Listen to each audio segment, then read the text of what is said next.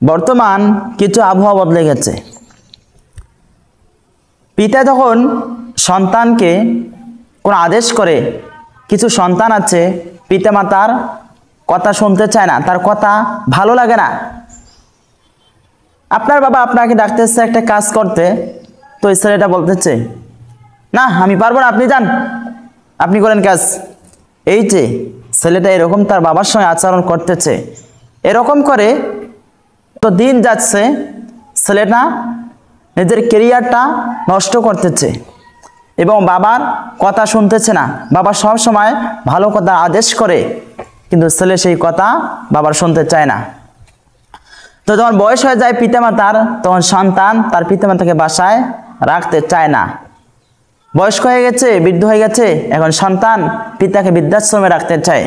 তো যুবক ভাই আপনাকে বলতে চাই, আপনার পিতা এখন বেঁচে আছে, যখন আপনার পিতা মারা যাবে, একদিন দুদিন তিন দিন এলাকার প্রতিবেশী লোকজন আপনার খোঁজ খবর নেবে। যখন 4-5 দিন হয়ে যাবে, আপনার খোঁজ খবর আর কেউ নেবে না।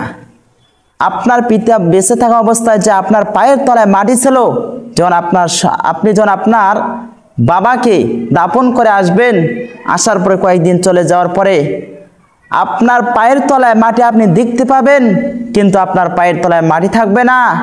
বাপকে কখনো অবহেলা করো না, পিতার জায়গায় পিতাকে সম্মান করো।